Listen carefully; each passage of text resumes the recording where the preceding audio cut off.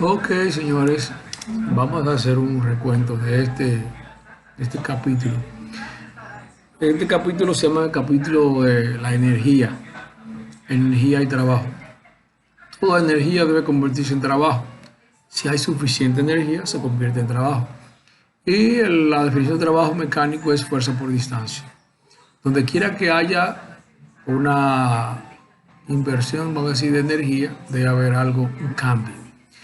Alguna gente le decimos cambio porque aunque no haya aparentemente trabajo, aparentemente siempre hay algo de trabajo. Por ejemplo, en, una, en un proceso de cocimiento, de cocción de algún alimento, el trabajo que se produce a partir de la energía calorífica.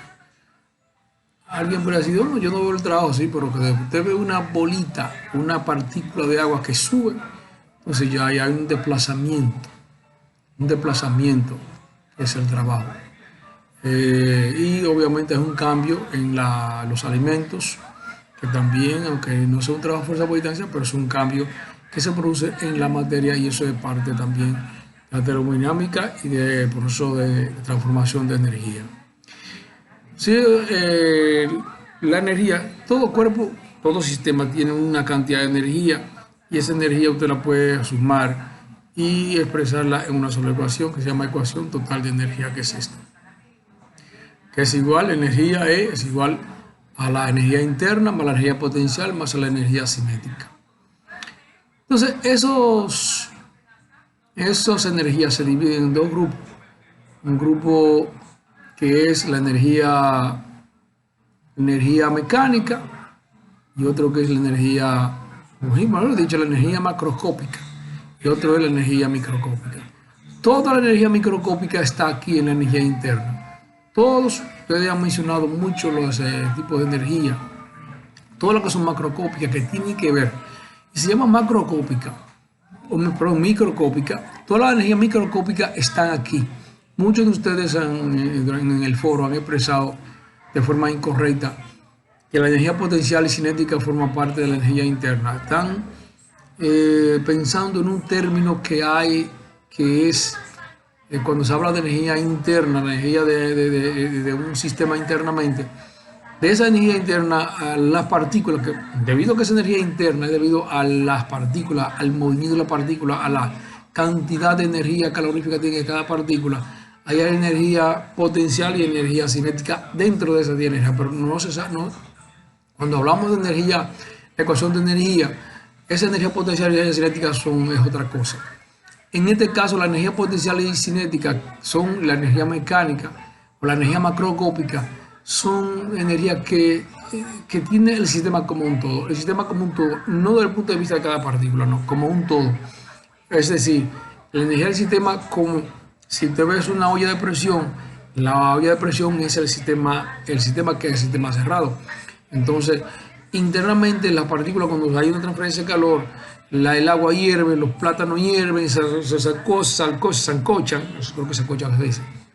Entonces, es una energía interna, pero la energía total del sistema es esta energía total, U interna, que es la que tiene el agua dentro hirviendo, la energía potencial, que es la que se debe a la paila completa, debido a su altura, con respecto a un punto fijo, que es un sistema de referencia.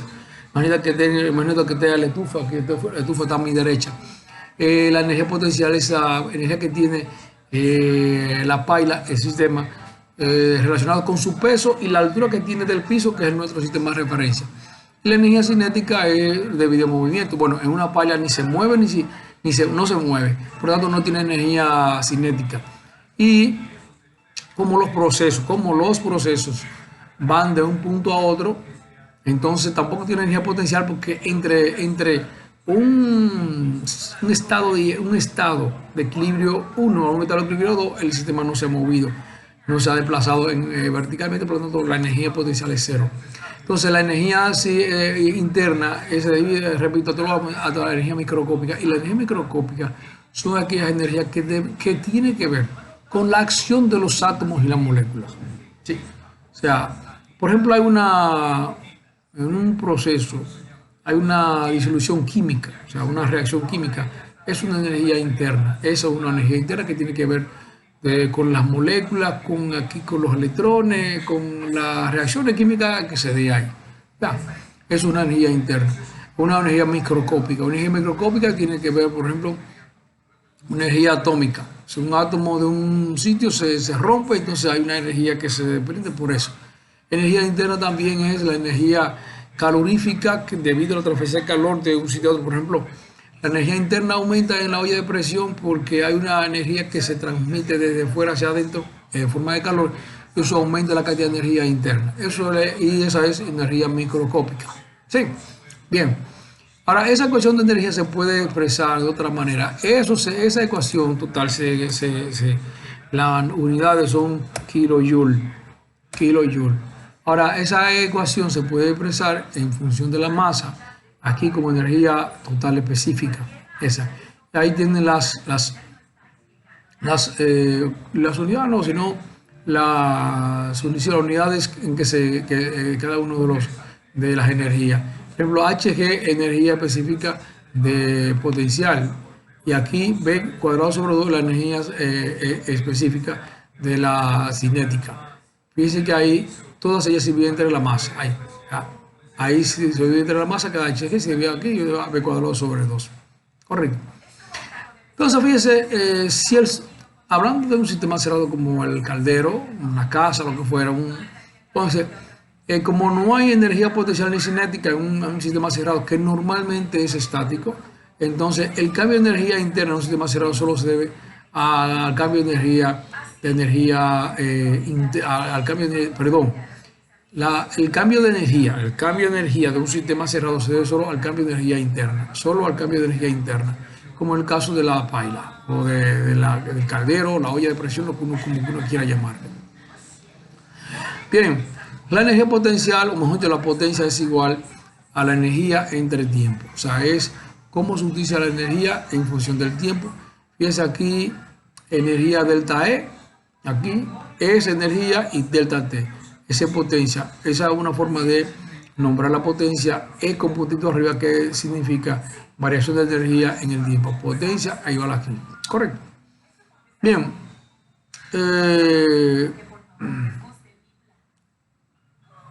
Aquí dice calcular la potencia que genera un depósito de agua o presa localizado a una altura dada. ¿Verdad? Eso es ese cálculo que es importante, la potencia.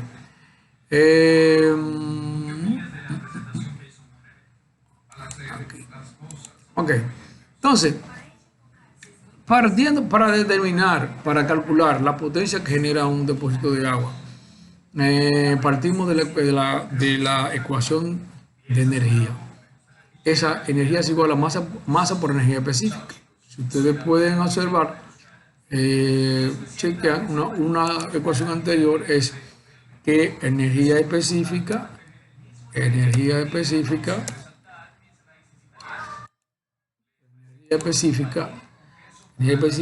es igual a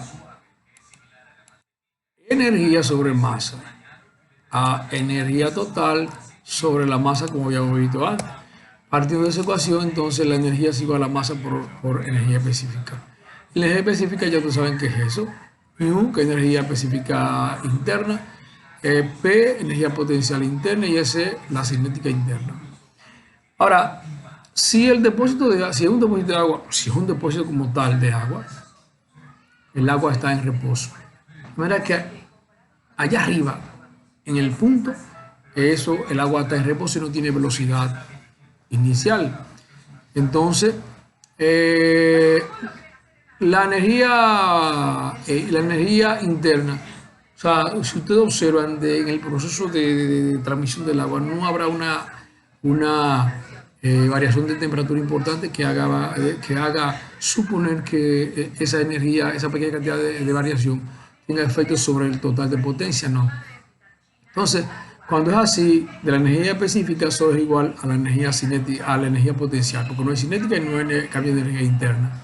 De manera que la potencia, que se escribe de esa manera, es igual. Miren, aquí la masa se cambia a flujo másico, eso es flujo másico. Y es la cantidad de agua en kilogramos que pasa por a través de un tiempo. Flujo másico igual, entonces, aquí multiplicado por la energía total específica. Entonces, fíjense que como ya vimos ahorita, se eliminan dos términos y queda que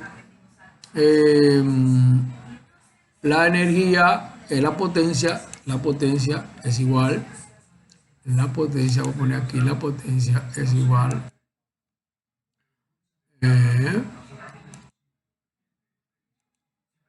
la potencia, puntito, es igual al flujo másico,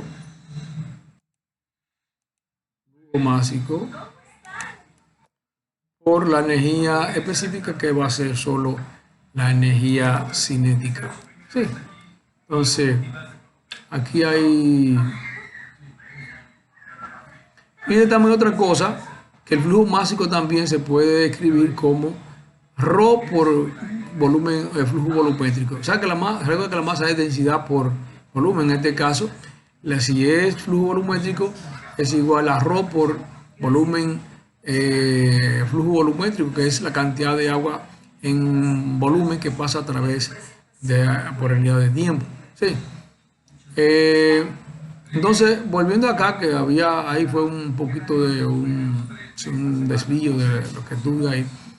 Entonces, volviendo acá, que la energía específica potencial de aquí arriba es igual a EP igual a HG. Pero que la potencia que se genera el depósito de agua es igual a flujo másico por EP igual a mg por h.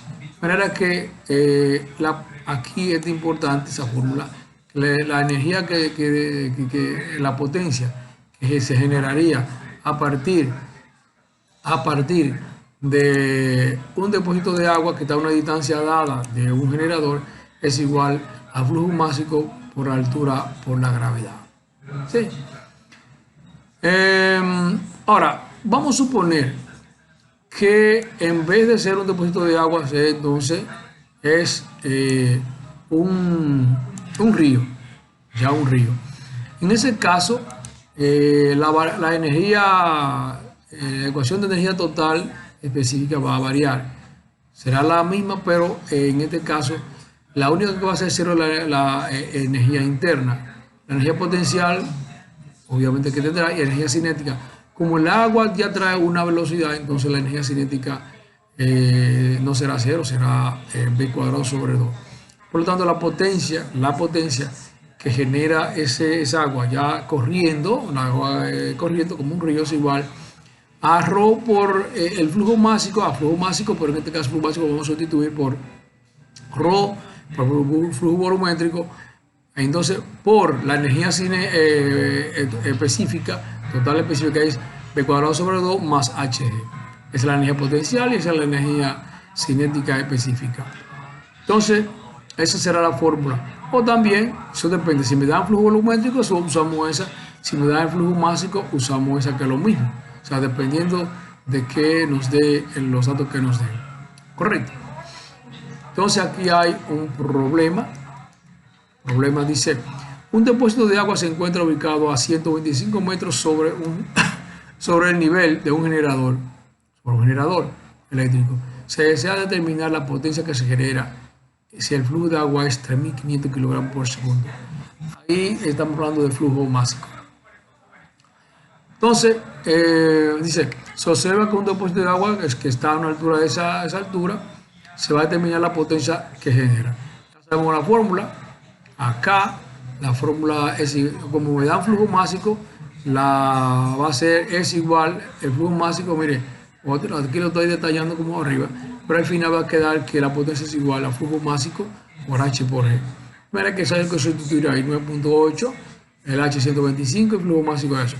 Eso, según eso, da 4.28 megawatts. No sé si es verdad, yo creo que eso está bien, pero ustedes lo chequean allá. Bien, aquí otro problema.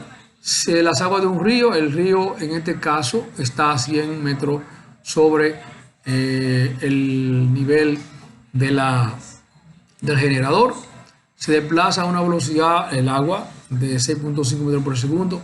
Con un caudal, aquí se da caudal 125 kilogramos por segundo. Caudal, bueno, se da la misma, esto no es caudal, esto es flujo, sería flujo másico, pero en este caso aquí está malo, aquí tendría que ser metro cúbico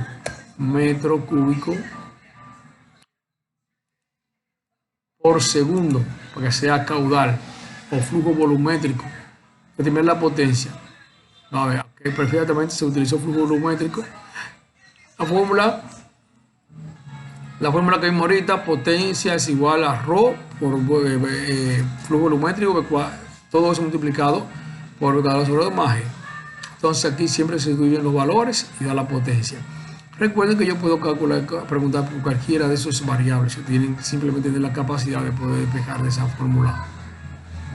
Aunque estos son problemas propuestos, eso quiere decir que ustedes deben hacerlo.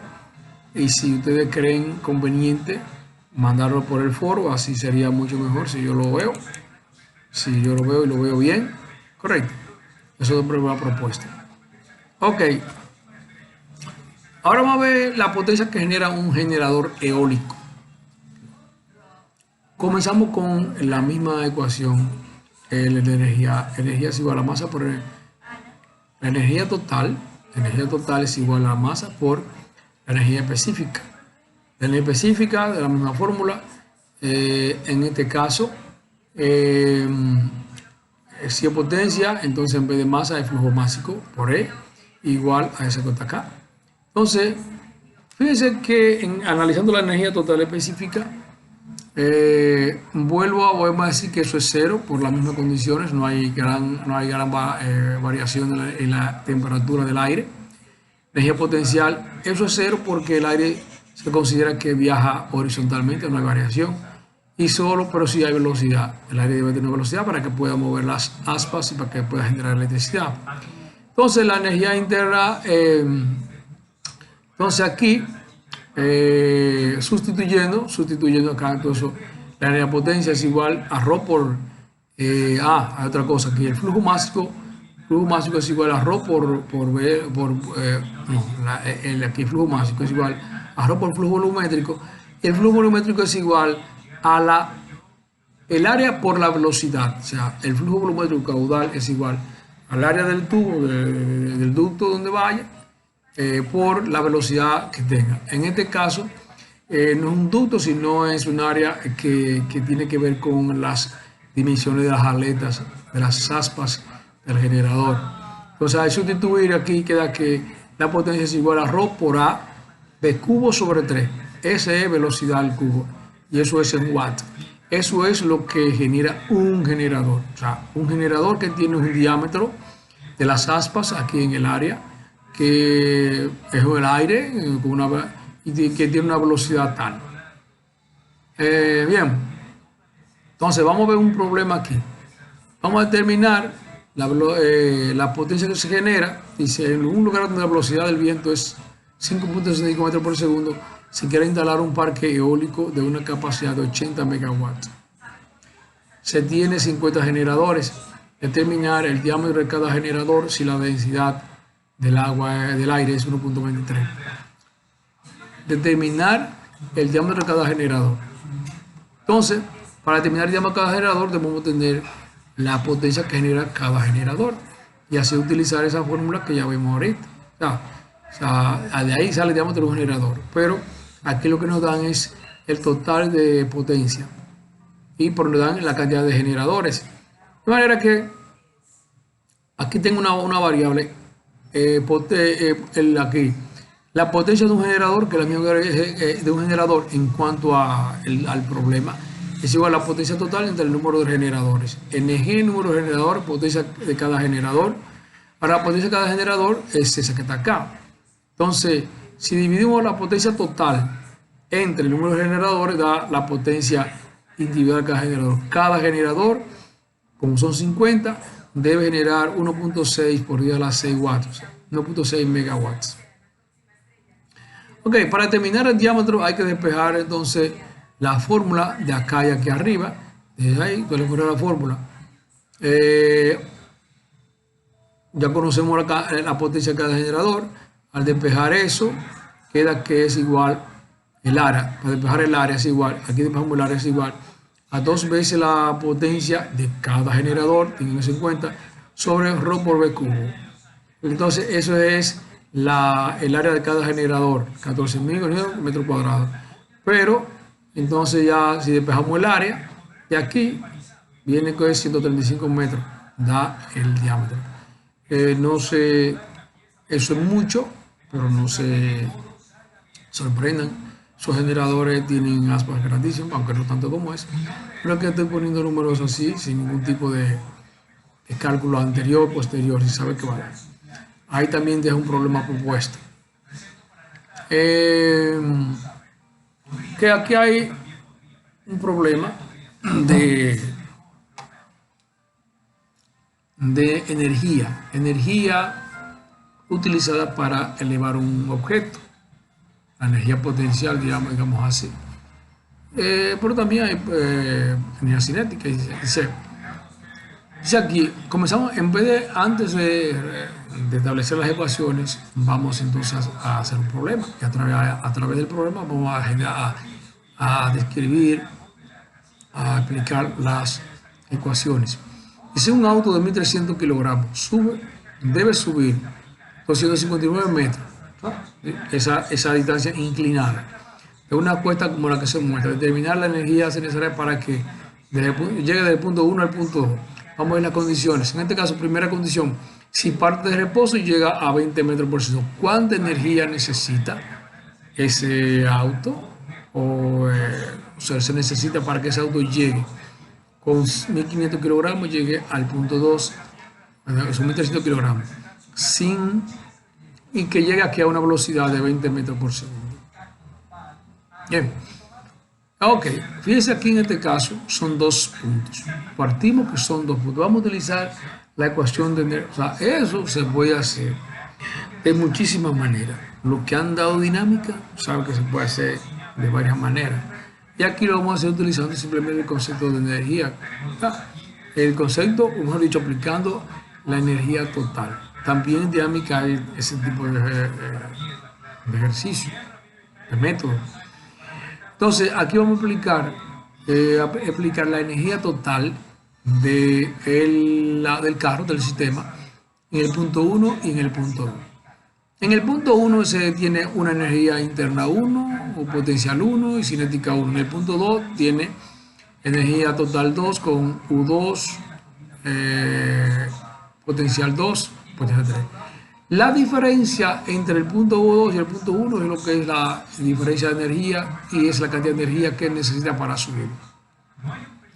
O sea, si restamos la energía que tiene el punto 2 menos que tiene el punto 1, entonces tendremos la energía necesaria para llegar, con las condiciones que dice ahí. Entonces delta S es 2 menos de 1 y ahí está la diferencia, escrito de diferente manera, ¿no? De diferente manera. Correcto. En este caso, si parte de 0 y llega a una velocidad al punto de 20 metros por segundo, o aplicando la ecuación delta U, delta S igual a delta U, fíjense aquí, lo vamos, en este caso, la energía potencial es mg por h. De una vez ponemos eso ahí en factor común, mg, h2 menos h1, en la diferencia de los puntos. Y acá m sobre 2, masa o medio de la masa, por velocidad al cuadrado, velocidad 1 al cuadrado. Vamos a ver quiénes aquí se eliminan. Aquí se elimina delta U por lo mismo que habíamos visto antes. O sea, como sistema, no habrá mucha diferencia entre las temperaturas del sistema y eso no se hará variar mucho en cuanto a eso. En ese caso, aquí, H2 es H1. Observe la cosa, o sea, eso de H depende del lugar donde usted toma como referencia. Si nosotros tomamos como referencia eso, el piso, ese piso, entonces H1 va a ser 0 y H2 va a ser esa distancia que está ahí, esa distancia vertical, que para nosotros es igual a 250 seno de 25, utilizando trigonometría. Si alguien decide que su nivel de referencia es acá en la computadora, aquí en el piso, bueno, usted le da a la altura del piso y va a ser lo mismo, no va a variar.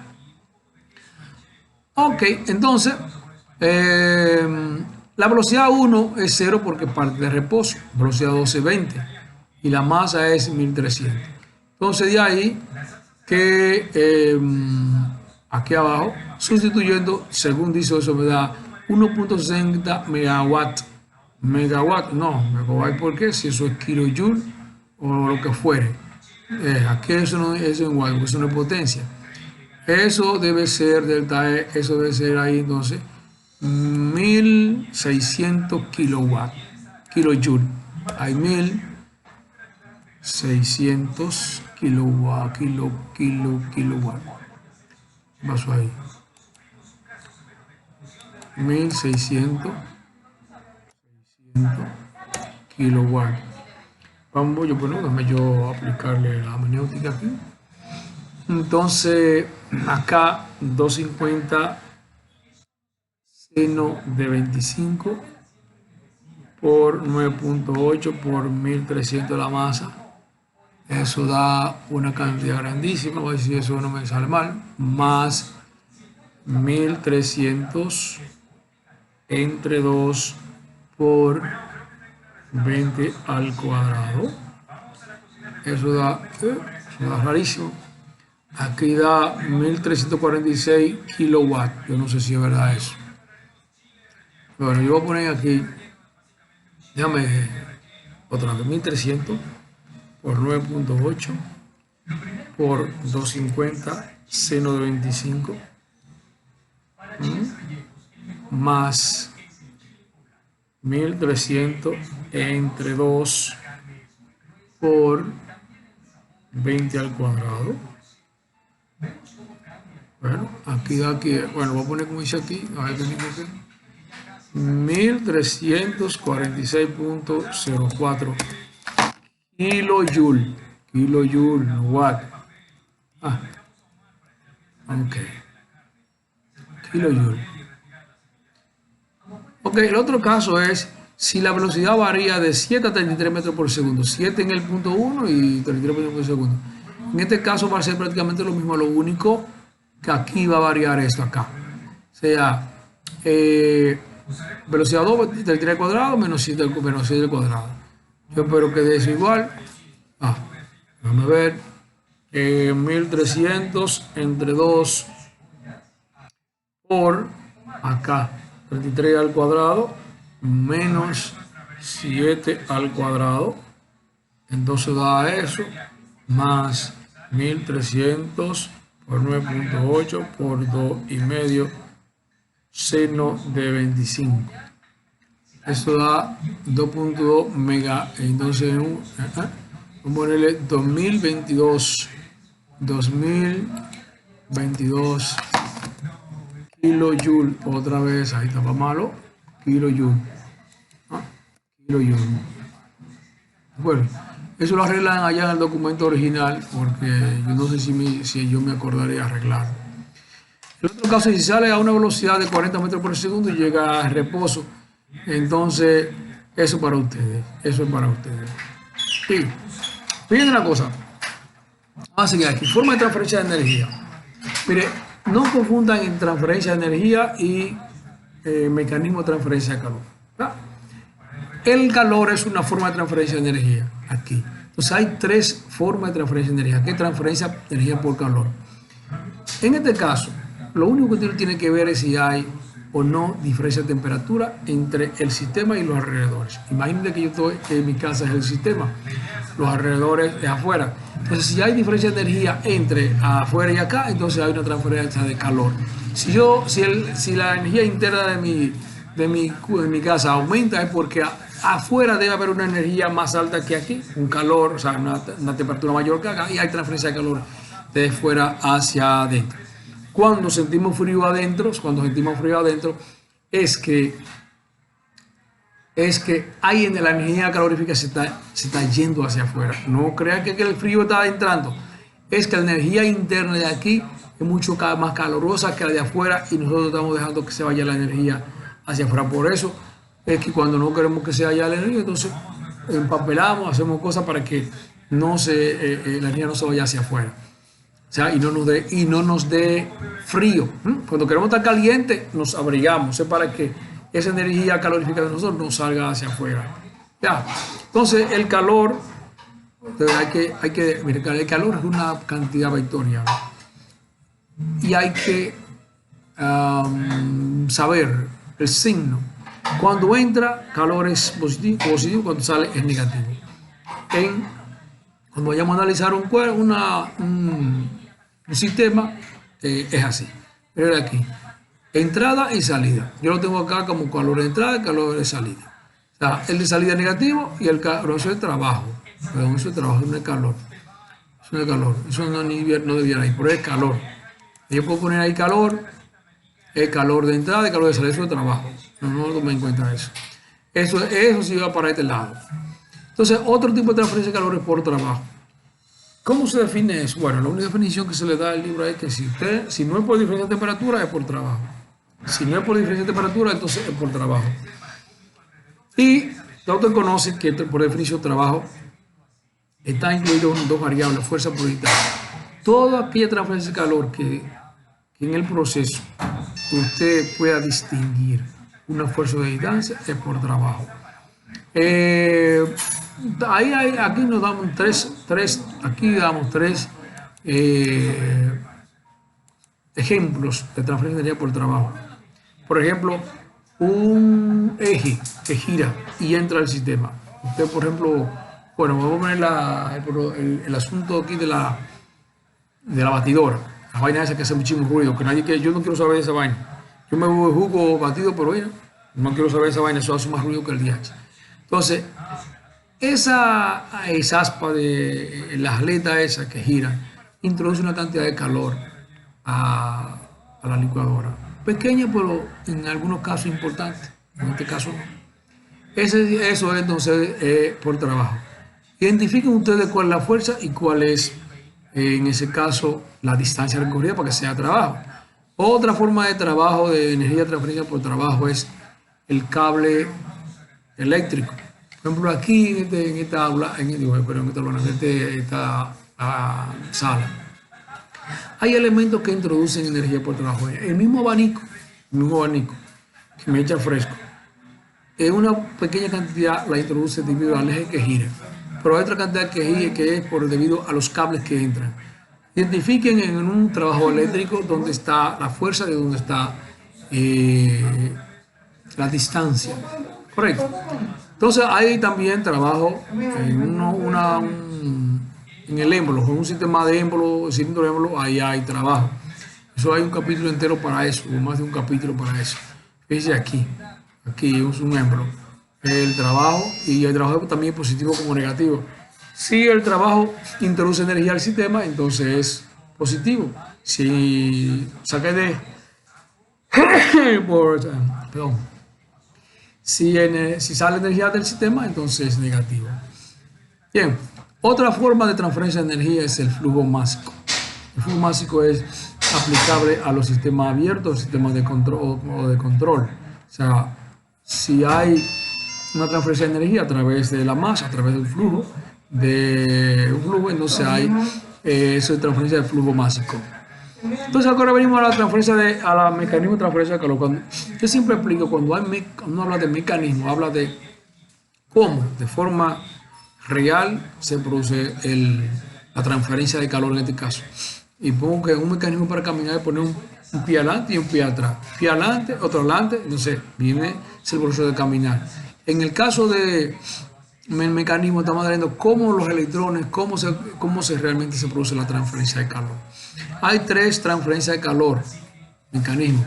La conducción, que se da en los sólidos, entre un sistema y los alrededores, o entre dos sistemas que tengan contacto. Se puede dar la ley cero.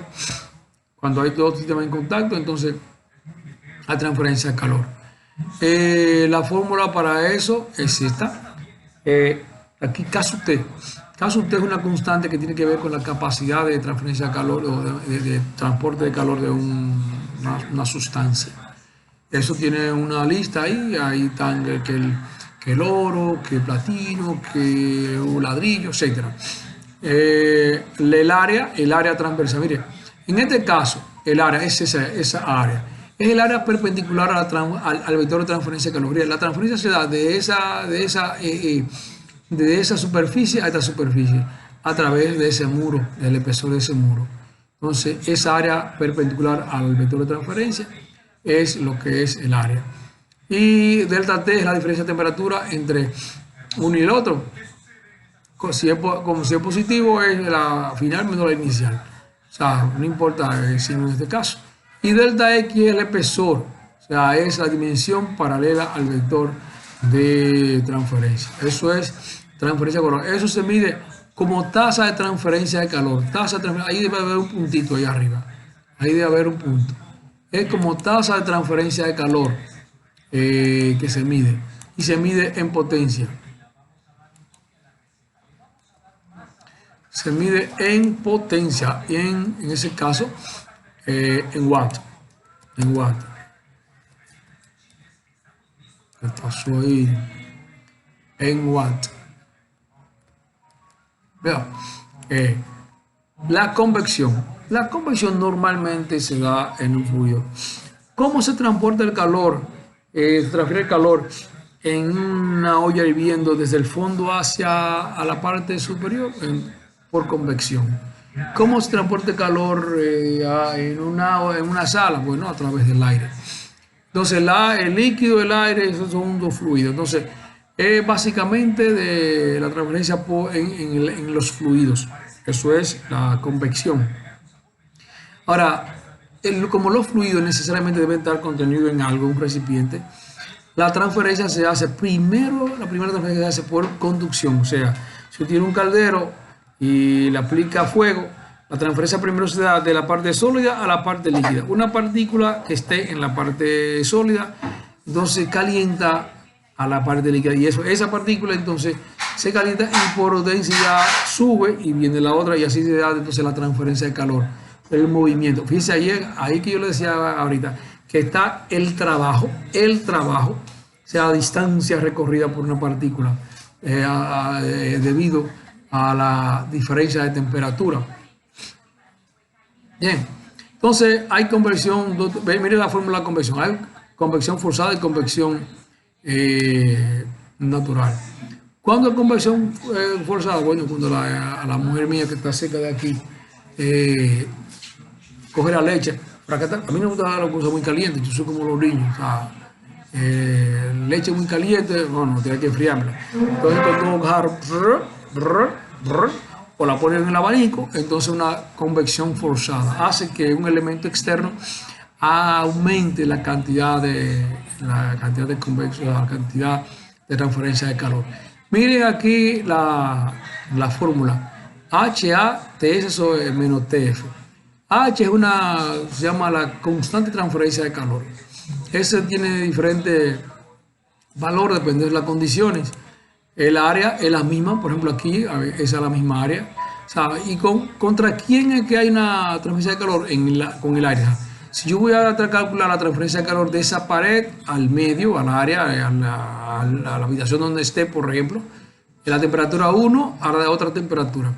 Entonces, en este caso, temperatura de la superficie, esa temperatura T1, la temperatura del fluido, que es la temperatura, en este caso, del ambiente. Acá.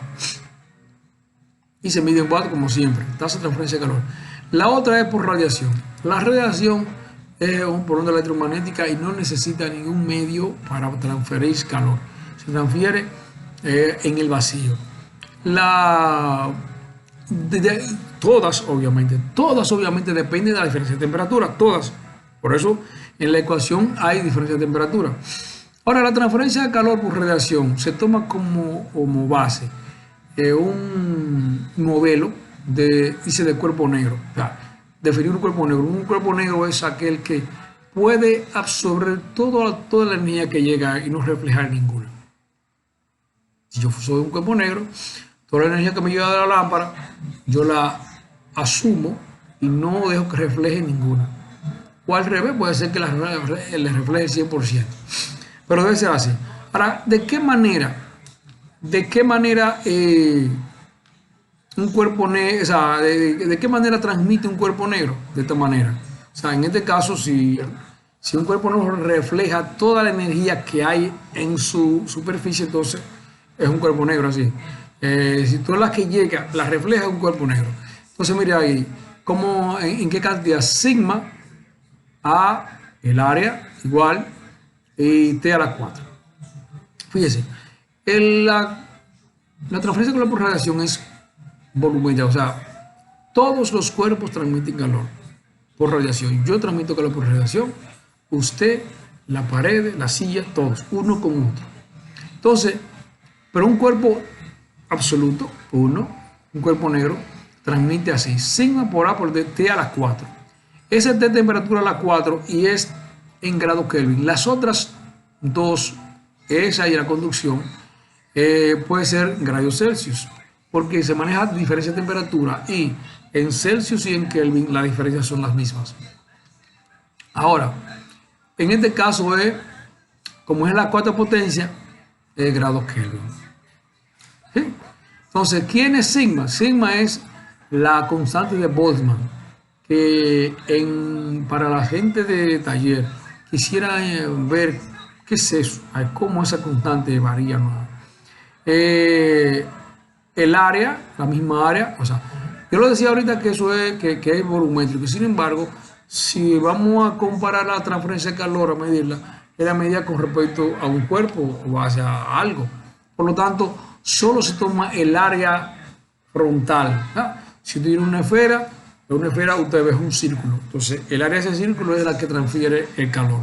La de atrás no. Ahora, si yo le pido a usted la transferencia de calor total de esa esfera, tiene que buscar el área total de la esfera, entonces eso sería diferente. ¿Ya? No es el área proyectada, sino el área total. Por atrás, por delante y por el lado.